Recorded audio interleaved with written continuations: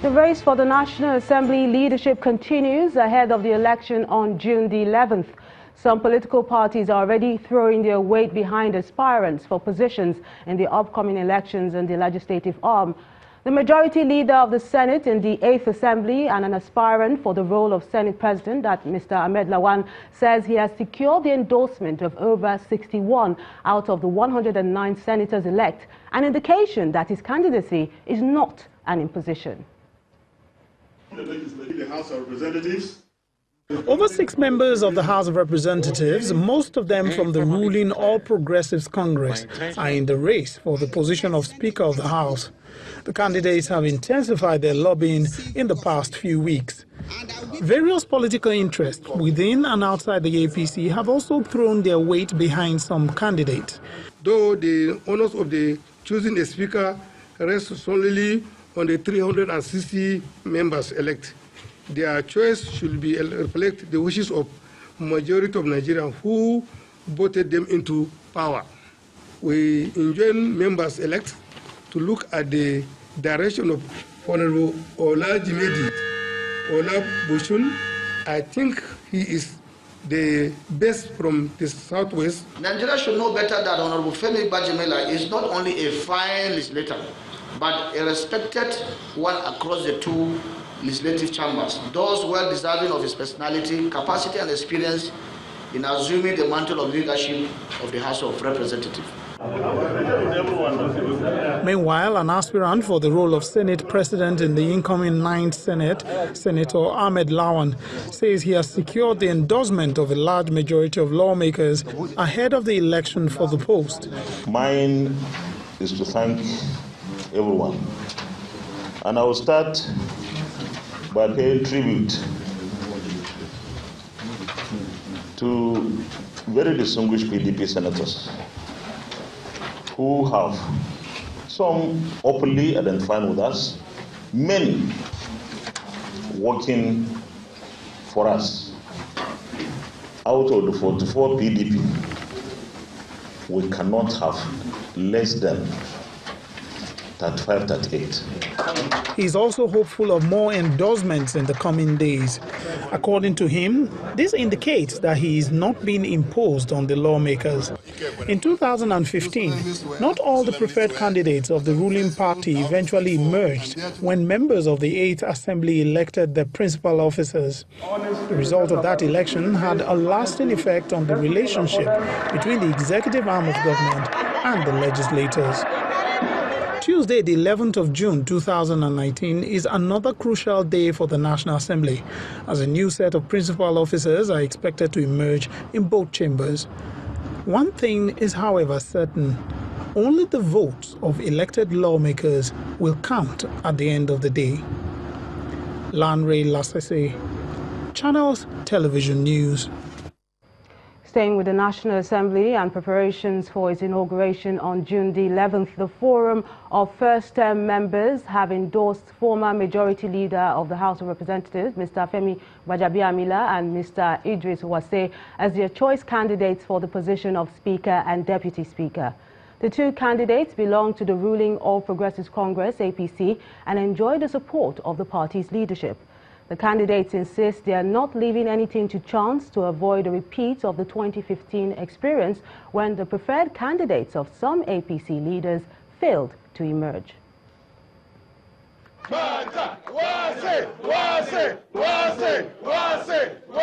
Solidarity song as the Forum of First-Term Members converged to endorse the candidacy of Mr. Femi Gbajamila and his running mate, Mr. Idris Wase, as Speaker and Deputy Speaker, respectively, in the 9th Assembly.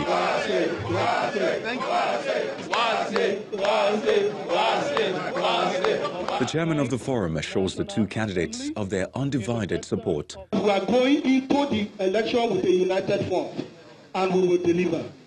We will set the record. It is going to be an hurricane. It's going to be an hurricane. They will see the result that has never been seen before.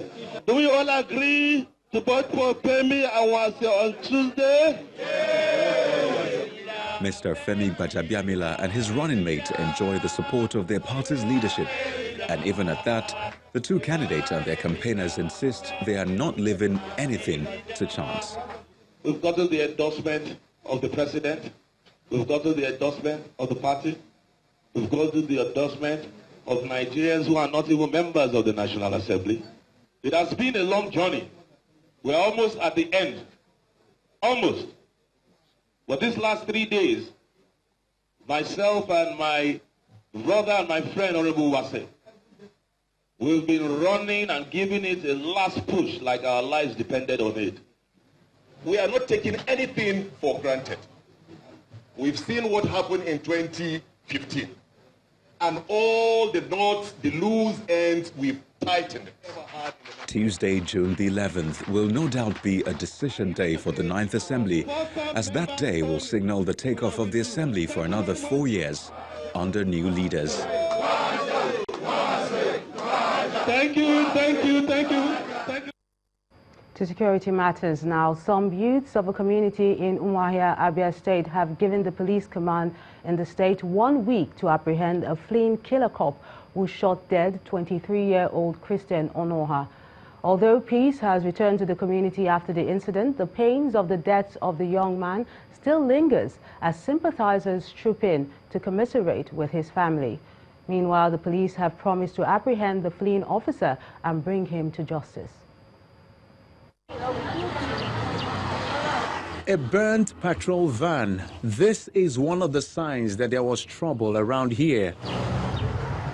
Youths of this community set the van on fire after the killing of one Christian Onoha, allegedly by a police sergeant who is now at large. A member of the community gives details of the unfortunate incident. So that night, we were just standing discussing about ball. It was around 8:30 to 9.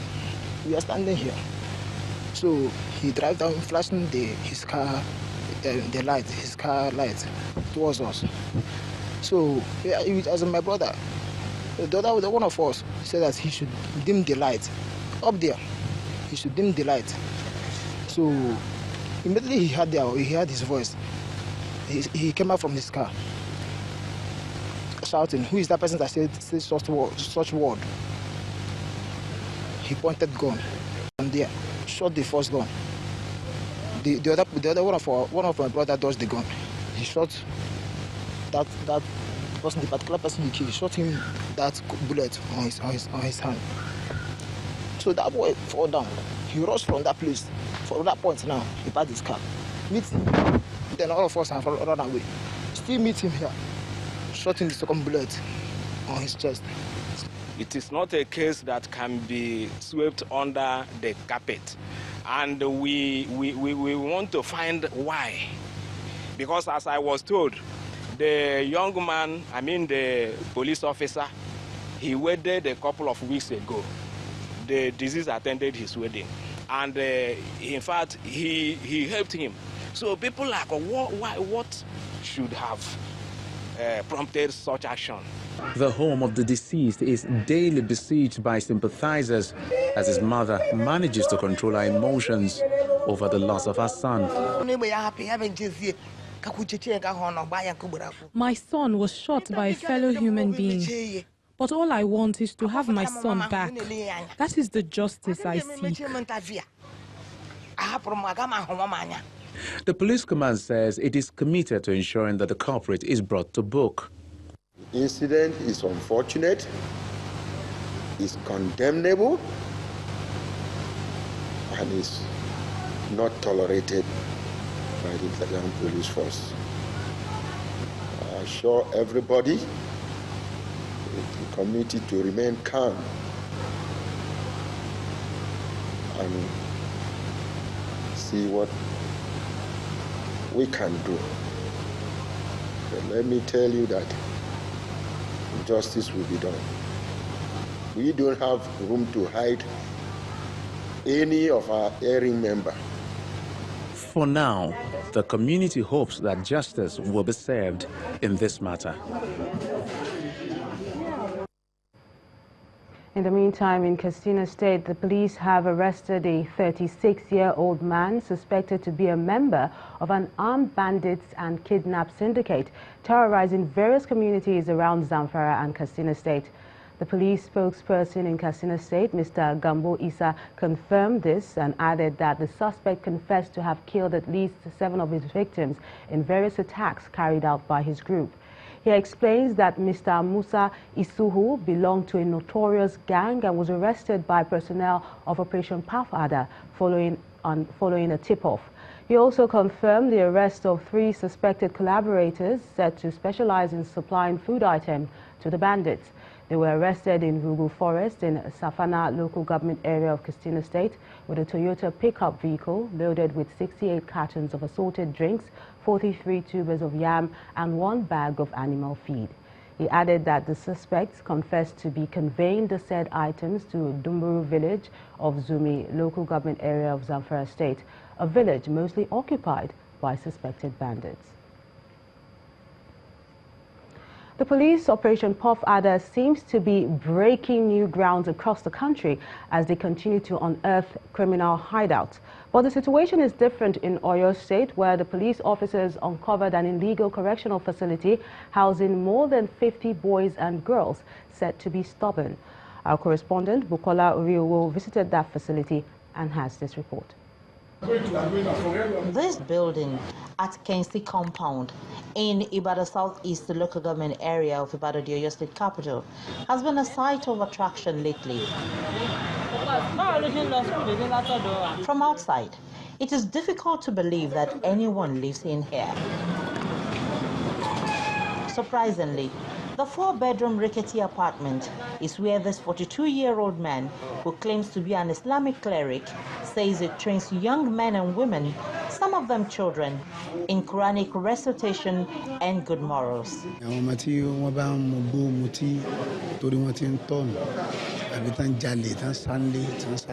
We have alcoholics and drug addicts, recalcitrant, and even those who steal. We actually take them out to sleep in other rooms. The major challenge is that most of the parents are not responsible.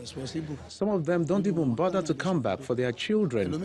I only cater for them based on my financial capability.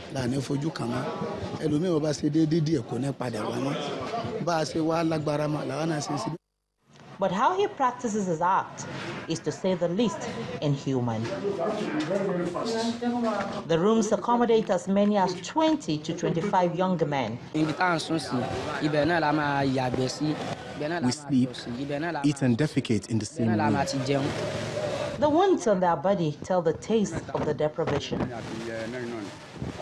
The police suspect the cleric could be into rituals, but he insists that the students were all brought by their parents. This 28-year-old has stayed in this shelter for over 10 years, and it seems worse for it.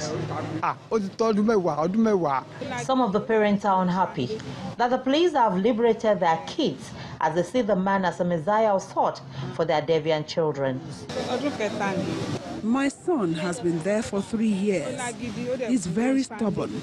He doesn't sleep at home, so I had to bring him to the correctional center.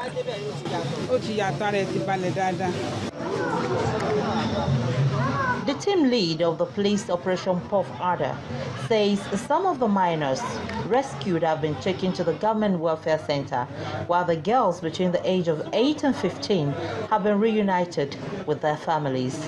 The major questions left unanswered is, how do these ones get proper rehabilitation and care? How do they overcome the horror of the abuse they have suffered over the years? Who regulates the activities of many of such unregistered centers across the country?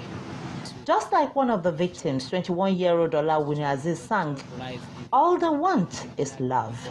One love, keep us together, we're gonna feel alright. Bukola Oriowo, Channels Television News.